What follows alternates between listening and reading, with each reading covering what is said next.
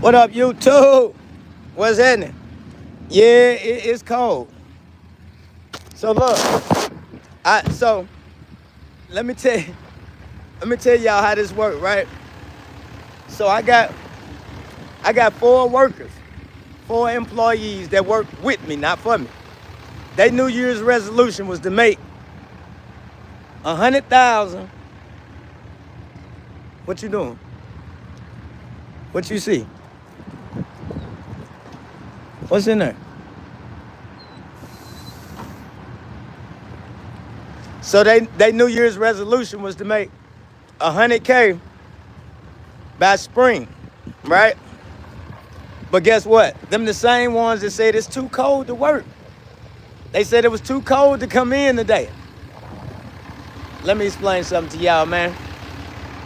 Rain, sleet, snow. You gotta get it. You gotta just dress for it. You gotta dress for the occasion. You know what I'm saying? Now it is cold. I will not deny it. But you gotta dress for the occasion. So let me explain something.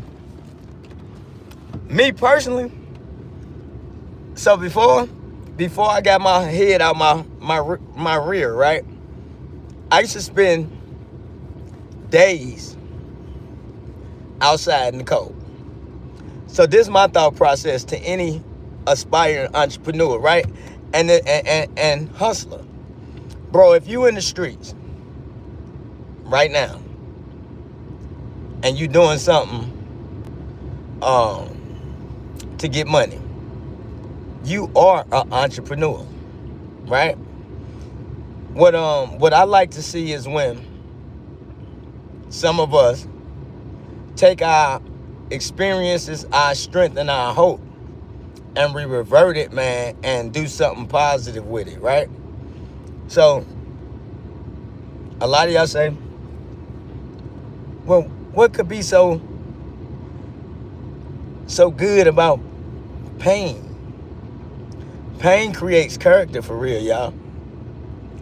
Y'all understand what I'm saying? Without pain, a lot of us won't respect it. A lot of us won't, we'll take things for granted if it don't hurt. That's just the way of the world, right? So a lot of us need things to motivate us. But the main thing a lot of us need to learn how to look at the man and the women in the mirror and be able to identify ourselves, right? So you got this thing called a character defect. It's a character flaw. And everybody on earth has one, right? Please don't get it twisted and think that nobody is better than you. There's nobody that's perfect, right? But what make the difference in a successful person and a person that's unsuccessful is being able to identify, right? We're able to identify our defects, and through honest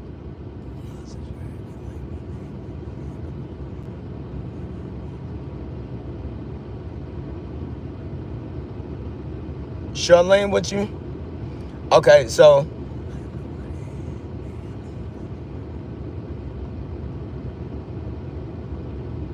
nobody is perfect. So this is what I want some of us to do, right? Take a look at you for the rest of the week. Just take a look. Okay, so if you take away the money, if you take away the cars, if you take away the houses, the clothes, who are you? Who are you? Right? Like without any of that. So a lot of people get it confused that they are their car, or they is the house, right? So, and not to throw shots, that's why so many people allow people like Diddy to get away so long, because they wasn't looking at the person. They was looking at the stuff. Let me explain something to you guys. For me, the stuff matters. That's right. The stuff, it matters, right? But it don't matter enough to fall under the illusion that I am my stuff. Look, let me show y'all something. And do y'all see all, you see all this stuff? You see all this stuff? Do y'all move back. Do y'all see all this stuff, right? Now, before I got this stuff, I can honestly say, right? No cap. I can honestly say that, and I'm gonna be all the way transparent. I was more at peace. Because let me tell you about when you start to accumulate stuff. Then you got to keep up with it. You get what I'm saying? So that's why strategies and things like that have to come into play, because once you start getting stuff, now you got to keep up with it, right? So it's like a double-edged sword. You be damned if you do, damned if you don't, right? But don't never get it twisted, y'all, that you are your things. You feel what I'm saying? Because you're not. You're not. But yeah, back to what I was saying. If you're going to make $100K by spring or summer, and you got a service-based business, sometimes you're going to have to come out in the cold. Sometimes you got to come out in the rain. Sometimes you got to come out when it's hot. Sometimes you got to come out when it's cold. But what my suggestion would be to anybody with a service-based business, stop putting yourself in position where you got to do the work. So it's 3. What up, what up, what up?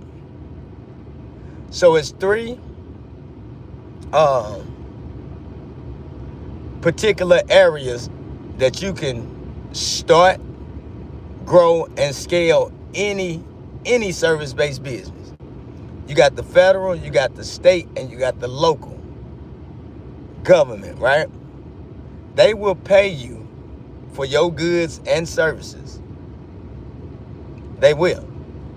Some of y'all saying, how you know that? Because I've been doing it. This is what I do for a living. I started in 2017 when this started. It's 2025. And what do they say, guys? They say most small businesses, no, not most, it's like 54% of small businesses, they go out of business in the first 5 years. 54% of small businesses do that. Let me see. You're blocked. 54% of small businesses go out of business in the first 5 years. For those who don't know, it's from the lack of capital. It's from the lack of finding reliable, dependable help. So it's going to be extremely important, guys, that anybody that's starting to try to grow and scale their service-based business, you got to learn to leverage your credit. You have to. It's going to be extremely important, because it's going to be a time that the money going to be funny. The money going to get funny. And you got to have some strategies, man, that you can execute at a high level that's going to still get you paid, right?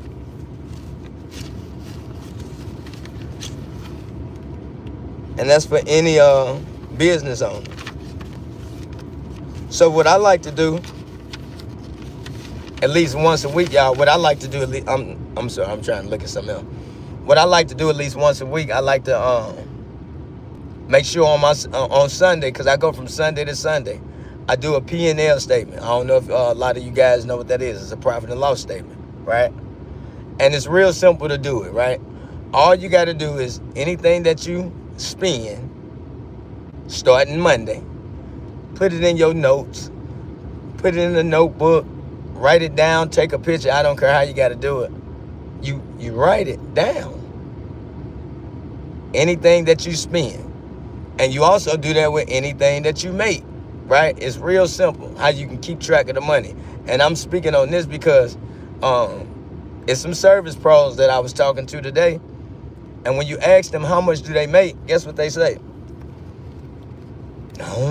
About I don't know. So the way to find out, guys, you do your profit and loss statement. Anything that you spend, you write it down. Anything that you make, you write it down. And it's simple. You subtract the number of what you spent from the number of what you made, and that's your profit and your losses, right? So these is all things that startup companies you want to get good with, right? Because let me tell you something. So in about 2020, about 2022, I had got maybe like $150,000 worth of trucks and equipment commandeered. Now, I knew from what time to what time that I was going to be able to replace, whether it was a weed eater, whether it was a blower, whether it was a mower, whether it was the truck. I knew around about what time that I was going to be able to purchase another truck or another blower or another piece of equipment just based on my profit and losses statements, right? You also got things like projections.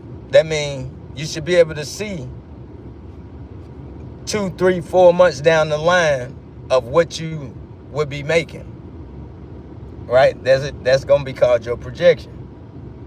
And you do it the same way. It's a math equation. Everything landscape is math. Believe it or not, y'all, everything under the sun is math. But that's a whole different conversation. You know what I mean? Ooh, this heat ain't working. It's about time for me to go. But yeah, so anybody, man, that's trying to start, grow, and scale their own service-based business, what I'm going to be doing, I'm holding a free webinar on the 15th of this month. I'm going to show the lawnmower guys how to get off the lawnmower. I'm going to show you janitorial service pros, how you don't have to ride around with the chemicals, how you don't have to ride around with the supplies, how you don't have to go get the supplies. If you're in transportation, I'm going to show you how you can secure 5, 6, and 7 figure government contracts, bro, and not ever have to lift a finger to do it. That's what I'm going to be showing you guys. And y'all saying how I know, because this is what I've been doing, right? So I started with a landscape company in 2017. I bought me a push lawnmower. Look, matter of fact, I said I'm going to, because somebody on YouTube say, man, tell the story. So let me explain to y'all what happened. I was in North Dakota for about 2.5 years. North Dakota is way colder than here, right? And I had wound up going out there because I was a heavy machine operator. It got 56 degrees below zero. 56 below zero. So up there, when you putting in underground pipe, 350 feet of pipe is labeled as production, right? So since the ground was 56 degrees below zero, y'all, naturally, I couldn't dig with the excavator. I don't know if y'all know what that is, but it's a piece of equipment that dig in the dirt. So I couldn't hardly dig. So I got in about 121 feet of pipe. Granted, nobody else got much of nothing else in. So they called me in the office. Mr. Gregory, hey, we need you in the office, right? So I come to the office. Boom. Guy name was Jerry, right? The superintendent. He was like, hey, what happened out there? I'm like, what? What you mean? He like, what happened out there? You didn't make production. I'm like, well, it was 56 degrees below zero. That probably had a little bit to do with why I couldn't make production. So he like, I say, well, I ain't the type to throw other people under the bus, but nobody made production. Guess what the man told me, y'all? The man said, we not talking about everybody else. We talking about you. Like, damn, why you just go? Damn. Anyway, so, yeah, naturally that made me feel a way. I felt a way about that. So I leave out. About 2 weeks later in Bismarck, North Dakota, another pipe bus, an all pipe bus. This one all was real big. So a pipe bus, they called me in the office, right? Because they talking mess about me not being able to produce, but in all actuality, with 56 degrees below zero, 121 feet of pipe is production. You talking about when the ground froze like concrete. And so in North Dakota, y'all, in the wintertime, you got to keep your vehicle running, else the engine freeze up. Anyway, so 2 weeks later, a pipe bust. They called me in the office, Mr. Gregory, hey, come on in. I come in the office, what's up, man? They like, hey, a pipe bust in Bismarck. We gonna send you and 4 other guys out there to go get it together, right? So I'm like, it's my time to get his ass back, right? So y'all, look, check it out. I say, you know what? I think it's time for somebody else to do it. Now listen, y'all, when I said this, I was just being the ass. I didn't have a plan of action. I didn't know what the hell I just wanted my lick back, right? So I'm gonna strongly recommend that you don't get your lick back if you don't got a plan, right? Unless you got a conscious relationship with the God of your understanding. Anyway, so so I'm like, I think it's about time for you to find somebody else to do it. I walk out the office, y'all, my chest is sticking out. Boom, I get back to my apartment, and it dawned on me. You probably shouldn't have done that. You ain't got no job, you ain't got no plan B. So look, y'all, they was paying me $150 a day per diem. This is what I was getting paid. They just for being in North Dakota, they would give me $150 every day per diem. And I don't know if y'all know what per diem is, but per diem is when you traveling for another company, they pay you cash money to come up there and travel for hotel, food, et cetera, right? So I was getting paid $45.50 an hour, and I was doing 70 hours a week. But let me tell y'all something. Man, it was cold. I did this shit for 2 years. Anyway, so when I get to my apartment, I'm sitting there, and I'm like, I'm telling myself, self, why in the hell you do that? Right? So I'm asking myself.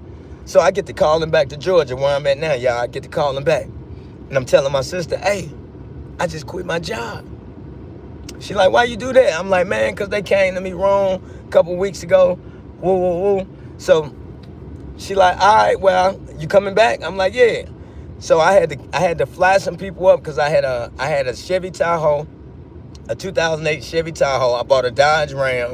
And what was that other? I had like a Honda, a Mitsubishi, something up there. So I had to fly some people up to trail me back. Now, y'all, it's 30-hour drive, and I'm sitting there thinking, I'm drinking Red Bull galore. And I'm sitting there thinking to myself, hey, man, I'm asking myself, why in the hell did you quit the job? This is what I'm asking myself. So I'm driving, and I'm thinking, okay, so I saved about $60,000 in about 2 years, which ain't nothing, y'all, with compared to what I was getting paid. I should have had more, but I was up there just, y'all know, no diddy. So I'm driving back to Georgia, and I'm saying, what I'm gonna do? Man, what I'm gonna do? So boom, I called one of my partners. He like, hey, Walsh, that's another construction company hiring, right? So y'all, I go down, I go down, and I put in the application, and they hired me right there on the spot. Right? They asked me if I had my boots in the truck. I fill out the application. So something wasn't right. I said, yeah, I'll just be back, right? I told him I'd come back. So I called my other partner, and he was already doing landscaping. He had just got screwed out of DOT for about $350,000. He telling me the story, this, that, and other. So it dawned on me, man, I probably should do landscaping, right? So I'm like, hey, let me use your equipment. So he wound up letting me use his equipment for maybe about 6 weeks. Hey, y'all, I'm tearing people's yards up. I'm tearing them up. I don't know what I'm doing, right? So one day I pull up to his house, and his daddy got the equipment locked down. Like, don't want me to use it. So I'm like, damn. So his daddy tell me he owe him some money, this, that, and other. I can't use the equipment. So I'm like, well, I'll pay the money for him. How much he owe you, right? His daddy like, no, you can't pay it. Basically, his daddy just don't want me to use it. Like, you done. You can't use it. So I'm like, all right. So I get on the phone, call my sister. I say, hey, man, I'm finna go back to work. Get on the machine, back to heavy machinery. She like, don't you got some of that North Dakota money? I'm like, yeah. She like, why don't you go buy your own equipment? So that's what I did. I went and bought a lawnmower, a blower, a weed eater. I'm still messing people's yards up though, y'all. But in about 3 weeks, 4 weeks after that, I got good. I started getting better. So I'm just cutting grass. And so I come from a whole different life, right? So I'm still doing the grass like I used to do something else. I'm putting money under the mattress. I'm putting money in the shoebox, but it's grass money, right? So one day I go, about 2-3 months in, I go to the shoebox. I count the money. I'm like, yikes, right? I'm doing yards, $65, $85, right? Boom, boom, boom. So about 3 months passed. I'm on. So then I run into this amigo named Nelson. He's still with me to this very day. I hire him. Now, when I hire him, he had 4 brothers. One of his brothers knew hardscape. One of them knew carpentry. The other one was a landscaper, and Nelson was good. So I hired Nelson. So me and Nelson, we go about 2 months, just me and him. So we knocking him out. So then I hire one of his brothers. Next thing you know, boom. This when my whole life changed. So we doing the service, and I had a associate that was working at a Fortune 5 company, a big company. So he was like, hey man, we could use some guys like y'all. And he started asking me, was I certified for Gov Contractor? And I was like, no, but I can get certified. What do I need to do? So he had me go look at a property. He asked me to price the property. Hey, what you need for this property? I'm like, I gave him some numbers, some far-fetched numbers. And guess what? He said, bet, y'all could do it. He said, but I need you to become certified. So in that process, boom, I started doing all of what I needed to do to get my certifications to be a government contractor. Boom. So we doing the property. I'm doing residential. I'm all over the place. I'm running around. I'm crazy in my head, right? So I'm hiring more people. Boom. Next thing you know, it's about 15 months done passed. I got 12 workers, and we everywhere. So another 3 months hit, I get another contract. Y'all, so 18 months from the date that I bought that first lawnmower, I made $1.2 million cutting grass. 1.2. I had 20 at my highest point. I had 28 workers. We was doing something called the right of way. We was doing the right of ways in Atlanta, state of Georgia. A lot of y'all seen us running around here. I'm talking about all guys, girls. We just running around. We just chopping it up. So then I got another contract, and then I start figuring out, okay, well, so the way that I started doing, I started figuring out, well, I didn't even have to buy the lawnmower in the first place. But see, I didn't know that, right? So that's why I'm telling you guys, a lot of y'all, it took me a lot of money, a lot of time, a lot of effort to be able to get to the point where, I can get 5, 6, and 7-figure government contracts and figure out the logistics of how I can do multiple and how I can become scalable. How can I be in 10 different places at one time was my main objective, right? Because this is what I want some of you service pros to understand. You can only be at one location at one time, right? So what you want to do, you want to make yourself scalable. You want to be able to service multiple properties all simultaneously at the same time. So your questions to yourself should be how do I do this? How do I become scalable? I'm going to tell you guys, government contractor. That's the only way that you can scale, right? Now, it's a process that a lot of y'all will have to learn. And that's what made me start coaching. That's what made me become a coach, because so my first student, I actually created them while I was still learning. They actively engaging in the process of winning 5, 6, and 7-figure government contracts right now. So what made me start coaching a couple years ago, this guy called me he said, man, you're a gatekeeper. I didn't know what it was. I had got mad because just the tone in his voice, I figured he wasn't giving me no compliment, but I didn't even know what it was. And it wasn't that I was a gatekeeper, y'all. It was just I was a person who, I never used to do this. I never used to go on social media, right? I was too busy learning a craft, picking up a craft that I had no experience in, none. I mastered the art of it, right? Now I consider myself as one of the greats, right? And there's not a landscape company, a landscape pro, that I wouldn't consider I'm gonna be in the top 3. This is for sure. But I'm saying all that to say this, y'all. You don't need experience, right? What's gonna outweigh experience is consistency. You just gotta show up. You gotta show up when it's cold. You gotta show up when it's hot. You gotta show up. That's gonna be the main thing. But the next main thing is you gotta start. You gotta it's cold. You gotta really get started. Just start. And if you don't know what to do to start, man, y'all follow me at Chris Connections on Instagram, Chris Connections 1, on TikTok. Stop. On TikTok, y'all tap in.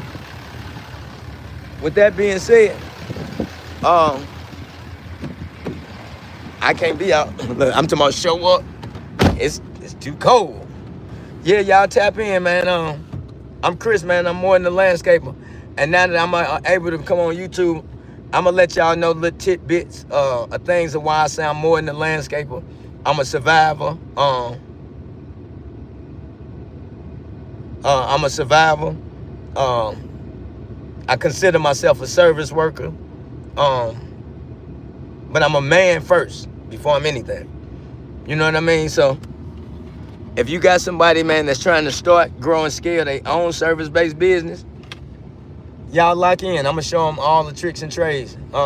Again, follow me at Chris Connections on Instagram, Chris Connections 1 on TikTok. And with that being said, do your best at being the best version of yourself. And if you don't know what that is, don't do nothing. No doubt. All right, Rodney, have a good one.